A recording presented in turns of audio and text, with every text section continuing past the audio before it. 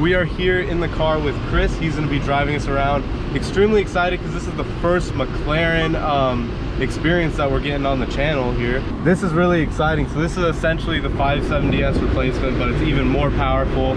It's a V6 hybrid, which is very interesting. This is in full electric mode, huh? Electric. We make the left-hand turn here. We're going to jump into comfort mode.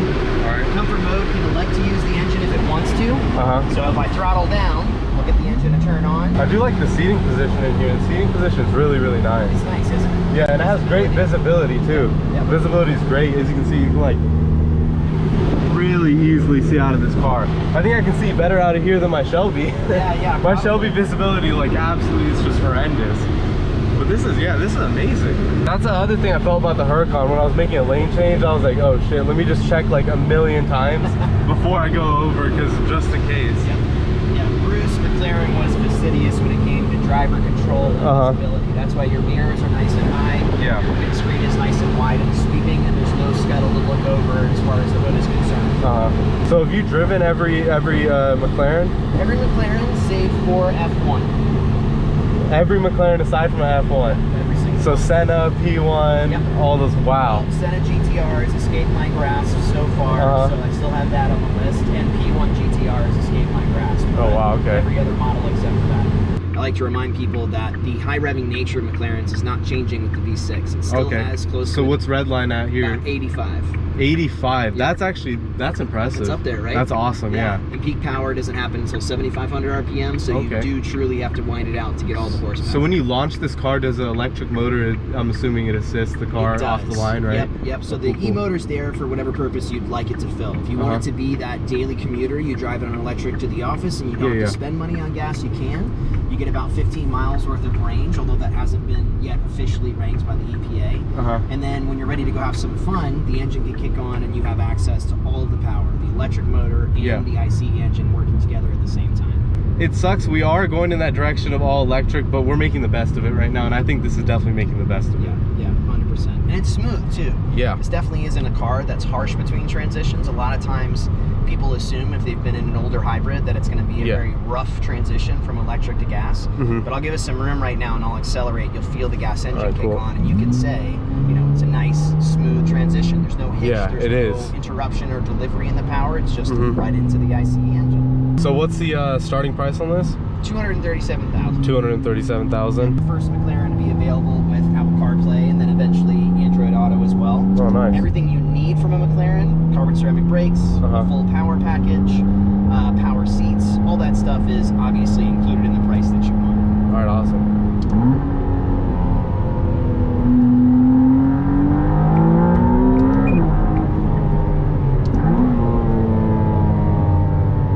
It's not too loud in here either. You can still have a conversation while you're... You got all the engine noise behind us because obviously it's a mid-engine. Oh wow, yeah, it does get up and going. And the cool thing about the power is that you're receiving all of that electric torque first. Yeah. Sometimes you'll find when you're on the highway driving an Artura that when you step on the gas, you feel the power before you actually hear it from the engine. That's because the e-motor is the one that's developing that torque first. Oh yeah, that's awesome.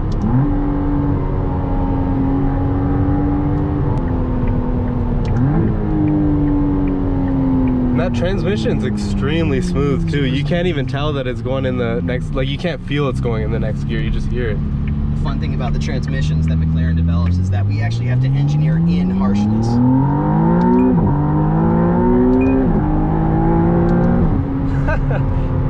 Yeah, this thing builds speed pretty nicely. And those gear transitions, those were in sport. What you'll find is that there's a lot of parameters that feed every single function on a McLaren. So while we were shifting, we didn't feel any interruption in power. That's because I had the steering wheel turned slightly and I was power on while I was shifting, which means we don't want to upset the balance of the car.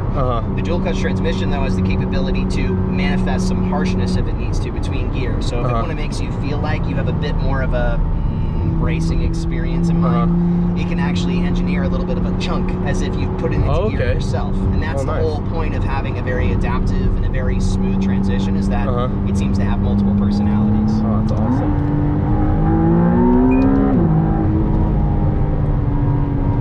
But even just a tiny bit of steering lock Yeah. The car thinks through corners, just like every McLaren. The steering is actually one of the best benefits of the car. You can make horsepower in any vehicle, but the really, really good engineering for this car is the chassis. It's the chassis, it's the handling, it's the brakes. The brakes are phenomenal on every McLaren. And not that we're doing very much speed right now, but in a second, when it's appropriate to do so, I'll give you a full force brake stop. Just okay, awesome. I was just about to ask if we can feel that. So do you happen to know the weight of this car? Yeah, so it's right around 3,300 pounds curb weight. So curb weight, just so everyone knows, is 90% gas, 1 driver, and all the fluids. Okay. DIN weight, or a dry weight, is obviously without any without all the fluids. So no fluids, no fuel, no driver, none of those pieces. So I'm gonna speed up a little bit, and then I'm gonna hit the brakes. Awesome.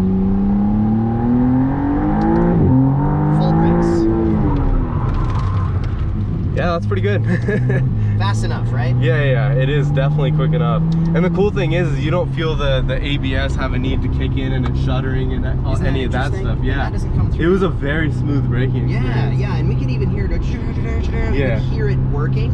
Yeah, it's not something that you don't feel it. You're not like just shaking around in your car as you're braking. That's pretty impressive. Plain road.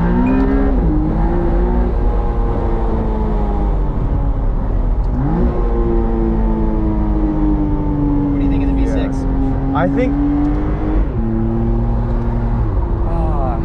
so I think definitely sound-wise, I don't know how absolutely in love with it I am, but I do love how the noises behind you, it still doesn't sound, awful or anything. It sounds pretty solid. The power, I love how it's immediate, how the electric motors, like, you know, play some aid in that. The transmission, extremely smooth and stuff like that. So my personal opinion, if I were to buy a supercar, I want to go balls to the wall crazy. I would probably get a 720S, something like that, right? Because I would want even crazier speed. Yes, I'm not going to be able to use that speed on the road or anything like that, but it's just, why not, right? If I'm going to have a supercar, I'm going to go all the way. But shoot, if I have the money to have a full supercar collection, have multiple, and I need a daily driver, get me to work and stuff like that, and I have the money for it, I think I would absolutely look into getting one of these, because like for the purpose of it, the reason that it was built, entry-level supercar that's able to take you from work, daily drivable, I guess for a supercar, very fuel economic, right? It makes a lot of sense. And it's very smooth. Like, I mean, I'm also saying this because the reason I wouldn't get it is because like I'm a young kid, you know, I still want that crazy but if once I age and stuff, like, shit, this car would be pretty baller to have. Yeah, absolutely. Like once I want something that's really comfortable. I just don't have a use for something comfortable right now in my life like this, but and like you said, you have your options. Yeah, and you have your options. Like that's what the car is built for. You have all your other McLarens to choose from, and it's just ranked in a specific order to really give a driver what they want. So that's the track mode that you flipped into, I'm assuming? Yep, we're just in track mode on the powertrain, just so you can see the gauge cluster change. Yeah, that gauge cluster definitely looks cool. Everything changes for every drive mode though, so it's worth noting that from comfort to sport and sport to track, the ESC, the electronic stability control, it changes. So it's adapting to our needs. Okay.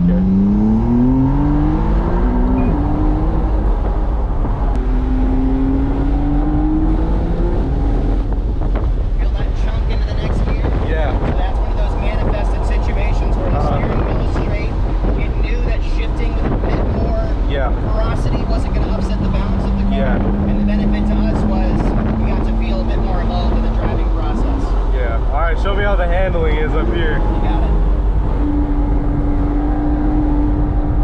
Wow.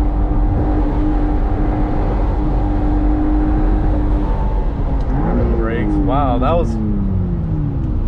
Alright, so I hit that turn all the time in my Shelby, so I know exactly what it's like. And the surprising part is there's like little bumps in the road and stuff that in my car, when I feel it, kind of jumps up, starts to skirt to the side a little bit when I really, really try to push it through that turn. Yep. But it feels like the dampening in this car, obviously it's probably just one of those supercar things because I haven't had that much supercar experience, but the dampening through the corner, the way it adapts to every little bump to keep the car's balance just perfect, that's pretty impressive. Yeah, and that's one of the advantages of the proactive suspension system. So, proactive chassis control for us is a computer-based adaptive dampening. There's nothing really special at play aside from the fact that it's got really good software behind a motor that will control the compression and rebound for each shock. And those little bumps bumps and undulations, they're communication between your hands and the road. So you feel those sensations through the steering wheel, but it's never going to adjust the position of the car in a way that might upset its balance. So you get a lot of feedback through the wheel, I'm assuming, in this car, right? Yep, exactly. In a way, it feels like the speed when it picks up, it kind of feels, you feel the acceleration more, I feel like. The Huracan, it's more linear, and I guess that comes down to why this car it's a turbo 6-cylinder, right? It's a twin turbo, correct? Yeah, twin turbo. Okay. But that hybrid. So that's probably just the boost feeling of the feeling of boost that's creating that. Yeah, and I think that what we found is a very crescendoous power curve that's similar to something like a naturally aspirated V10. You still get peak power at the highest, some of the highest RPM available. But what's important to note, and the thing that you're calling out, is that the torque build is dramatically different than other cars that may be naturally aspirated, and that's what you're feeling. That constant feeling of surging power that's only available with something that either has a tremendous amount of forced induction or it has a hybridized powertrain that you can use that EV torque to really keep the acceleration going. I kind of get what people say when they say like McLaren spaceship. Like, I feel like the visibility is so good in here, it feels like a time warp. Like, I think the visibility just itself alone like creates so much more sense of speed when you're just like accelerating and stuff. So yeah, overall that was a really cool test drive. As you can see, we got a yellow one over there, and a few other black ones were over here earlier on in the day, but definitely a really cool experience. Great first McLaren experience for sure. We had shout out to the man Chris. That was a pretty rad test drive. Excited, hopefully I'll be back in the future to get a ride along in other McLarens. Still need to have the driving experience in a McLaren, but this was definitely a great I'm glad I could drive with someone who knows how to just push a car, honestly, because sometimes it's like people saying, yeah, I'll give you a ride in my car, but they don't know how to actually drive it and stuff like that. But since you've driven everything, you know what it's like, then yeah, definitely dope experience. Shout out McLaren Walnut Creek. Shout out to my man Chris right over here. If you have any questions, leave them down below in the comment section. Like, comment, and subscribe. I'll see you guys in the next one. Peace. You see a carku, call the cops, boy. AK all day, body start to drop, boy. Bamba jinya beat down, sari diyan street down. They're trying to lock us up, but we ain't gonna stop, boy.